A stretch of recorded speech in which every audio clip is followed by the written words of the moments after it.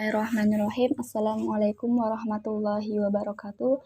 Perkenalkan, nama saya Siti Rohani, NIM 1814080025, jurusan Tadris IPA Fisika ABP 18, Fakultas Tarbiyah dan Keguruan UIN Imam Bonjol Padang, dengan mata kuliah Metodologi Penelitian, dosen pengampu Ibu Dr. Miliasari SPD MA.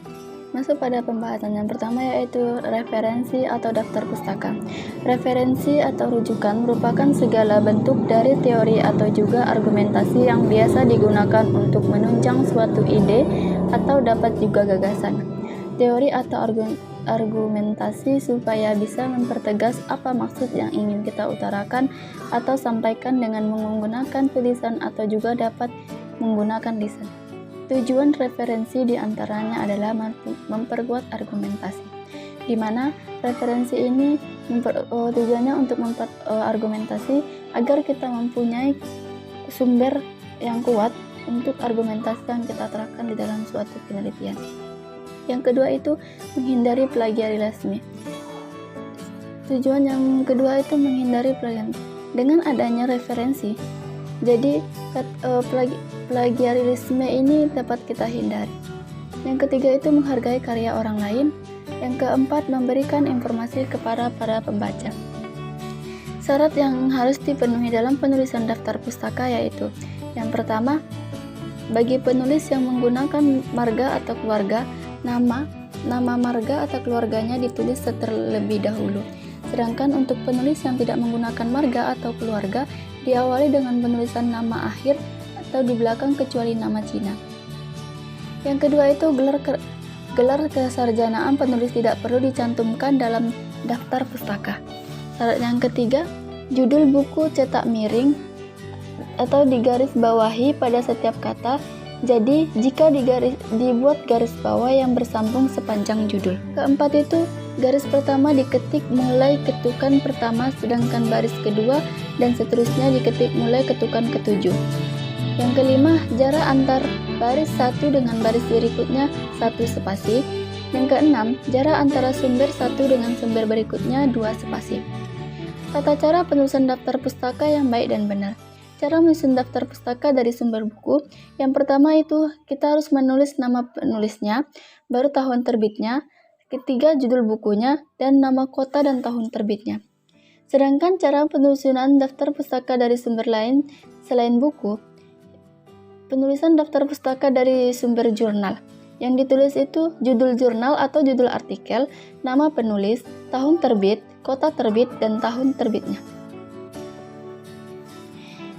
Cara penulisan daftar pustaka dari sumber media massa. Yang harus kita tulis itu berurutan dari judul majalah, nama penulis, tahun terbit, dan kota terbit. Selanjutnya menulis kutipan versi body note, endnote, dan footnote, serta hubungan dengan cara penulisan daftar pustaka. Pertama itu body note. Body note adalah bentuk referensi dari penulis yang mencantumkan sumber kutipannya langsung setelah selesainya satu kutipan yang menggunakan tanda kurung. Langkah-langkah penulisan body note. Yang pertama yaitu nama belakang pengarang tanpa gelar. Yang kedua tahun terbit. Setelah itu halaman buku. Masuk pada body footnote. Footnote adalah merupakan daftar keterangan khusus yang ditempatkan pada bagian bawah di setiap lembar atau pada akhir bab keterangan ilmiah. Unsur-unsur footnote ataupun tata cara dalam penulisan footnote. Yang pertama itu kita harus menulis nama pengarang. Yang kedua baru kita masukkan judul tulisan atau judul buku. Yang ketiga itu kita masukkan langsung tahun terbitnya. Dan yang terakhir itu nomor halaman. Tentuan penulisan footnote. Yang pertama itu angka penanda lebih kecil. Gelar pengarang tidak dibuat. Jika nama pengarang 2-3 maka dibuat semua nama pengarangnya. Tidak baik, jika lebih dari 3 maka tidak dibuat semuanya tetapi dibuat DKK.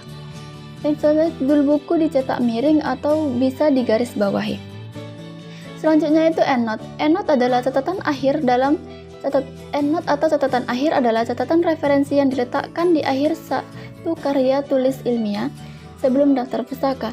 Pada dasarnya teknik penulisan endnote dan persis sama dengan footnote. Cara penulisan endnote. Jika di Microsoft Word, endnote menggunakan angka seperti 1, 2, dan 3, dan seterusnya. Sedangkan di EndNote menggunakan angka Romawi 1, angka Romawi 1, angka Romawi 2, dan seterusnya. Pada pengutipan EndNote sama dengan footnote. Penulis ringkas menggunakan tool reference pada Word. Langkah-langkah menggunakan tool reference pada Word itu, yang pertama, kita menyiapkan tulisan yang mengandung kutipan. Yang kedua, menuju Nebu Framework, menu Reference, klik Insert Selection and New Source. Ini digunakan untuk mengisi identitas referensi kutipan yang sudah kita tulis di halaman kerja. Langkah yang ketiga itu mulai mengisi identitas referensi melalui From, Create Score, Type of Score untuk menentukan jenis reference, Edit untuk menambah nama penulis jika lebih dari satu penulis. Yang keempat, kembali ke From Creator Score untuk melengkapi identitas reference. Slow Bibliography Phrase digunakan untuk melihat kelengkapan lain dalam From. Yang kelima, menentukan style reference yang dibutuhkan. Di sini tersedia banyak style, diantaranya Harvard, Lave, EAAA, dan yang lainnya. Yang keenam itu meletakkan citation yang sudah kita simpan, dipilih sesuai referensi yang ada di kutipan. Bagaimana sih tutorial menggunakan Google Cendekia dan referensinya? Yang pertama, langkah-langkahnya itu kita buka aplikasi Google, lalu ketik di kolom pencarian Google Cendekia, klik Google Cendekia. Setelah Google Cendekia terbuka, maka kita klik di kolom pencarian sesuai yang akan kita cari. Misalnya kita mencari judul jurnal motivasi belajar IPA PDF. Nanti di situ akan keluar sendiri dengan jurnal-jurnal yang sesuai dengan yang kita cari. Setelah itu, klik salah satu judul jurnal yang kita cari, di mana di bawah judul jurnal terdapat tanda petik. Lalu kita klik tanda petik 2 itu, maka keluarlah model penerusan referensi di Google Cendekia terus. Selanjutnya, bagaimana sih cara membuat referensi dengan aplikasi Mendeley? Langkah-langkahnya yaitu langkah-langkah membuat kutipan dan daftar pustaka menggunakan Mendeley. Yang pertama, pastikan Mendeley Desktop dalam keadaan aktif. Yang kedua, pilih style situasi melalui Mendeley Desktop via JSON. Yang ketiga, pilih reference, insert citation, lalu tulis judul atau nama penulis. Yang keempat, setelah muncul pilih OK atau Enter. Yang kelima, penulisan kutip style yang akan muncul. Yang terakhir itu pilih reference, insert bibliography. Itu cara membuat daftar pustaka menggunakan aplikasi Zotero. Aplikasi Zotero ini memang tidak asing lagi bagi kita. Nah, di mana langkah-langkah dalam menggunakan aplikasi Zotero? Yang pertama itu kita harus mempunyai aplikasi dengan cara mendownload dan install aplikasi Zotero. Setelah itu, buka aplikasi Zotero lalu tambahkan sumber reference dengan cara klik new item, pilih salah satu jenis reference, misalnya book. Kedua, setelah pilih buku, lalu masukkan data sesuai buku reference, mulai dari judul buku, penulis, tahun terbit, kota terbit, hingga penerbitan. Setelah selesai, klik Enter. Langkah yang ketiga, kita harus pilih file dokumen dan buka file yang akan diberikan daftar isi. Lalu pilih Zotero dan klik Add atau Edit Bibliography untuk menambahkan daftar pustaka. Langkah yang keempat, setelah itu muncul tampilan, lalu pilih Session Style sesuai kebutuhan.